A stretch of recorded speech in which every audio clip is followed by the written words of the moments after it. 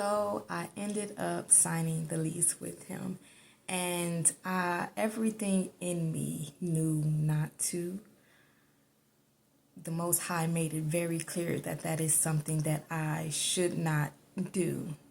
And I ended up doing it anyways because I honestly don't know why. It's just, I felt like maybe there was a little hope. I kept telling myself, like, oh, he's not that bad. Like, he's not like my dad. So it's like he's a little decent, right? I just kept telling myself, like, he's just not like a terrible person. So it's like, we can try to still make it work, although, again, the Most High made it clear that you do not need him.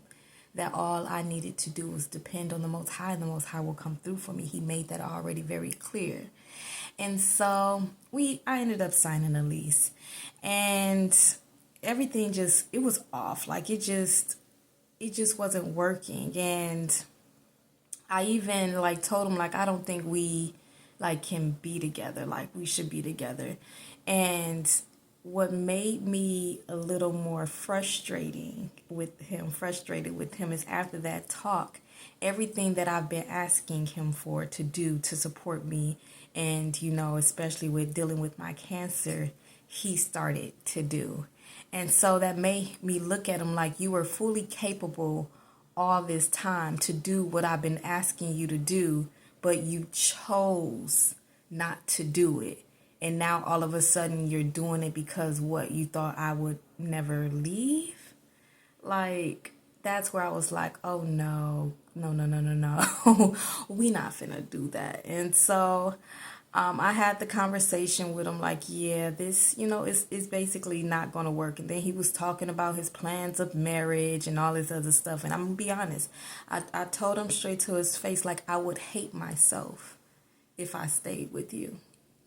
And I meant every last word of it. Like, I would strongly dislike myself, knowing everything in me is not happy, knowing that I lost myself in this dynamic, knowing how you are in a relationship. I would hate myself to stay with you. And I told him that. And so where we moved, it was a 2-bedroom. And I told him, like, well, I made enough money. God has blessed me with another job that paid a lot more.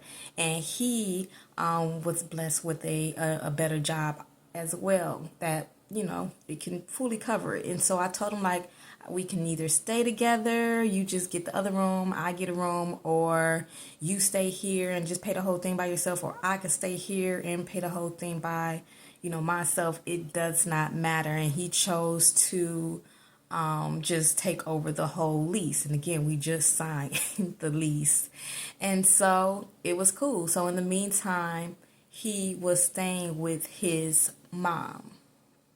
Now, while he's staying with his mom or whatever, not, I'm still working on myself and building that relationship with the Most High, making sure that I read the Word, make sure that I pray, make sure that I meditate. That's where I began to meditate that year. And in my meditation, the Most High showed me a vision. It's like I was meditating, as normal as I always do. But this time it was different. It's like something was like, I don't know, something was being inserted into me. It was like a vision of my future. And this vision was very like, it was of me, but it was like very like weird because it was like really, it was something else, okay? I did not see how that vision could be in alignment with my journey and my plans. Again, I plan on going to law school and all this other stuff. I didn't see how I can get to that vision that was implanted in me.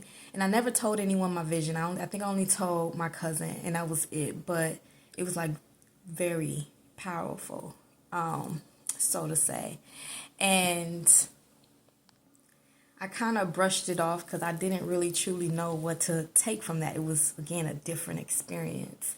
And so in the meantime, again, still working on myself, still just trying to become a better me overall. And that's where me and my grandmother, we started communicating again. I don't know how we started communicating, but she reached out to me, I guess looking for my number, told someone to, have me call her or whatever not, and we were talking, just catching up, and I remember her saying like, "Oh, you're so wise," like, and I just responded like, I mean, I guess that's what happens, when you mature. I'm older now. Like, we ain't last speak or have a conversation since I was 16, and this is now 2019. I don't even know how old I am. I'm in my 20s now, like 20, maybe 4 or 5 or something like that. And so yeah, it was nice catching up with her. I'm grateful for the conversation. I'm happy we was able to talk, and that's the year where we started to, see more of each other and talk more as well, which was nice and well needed.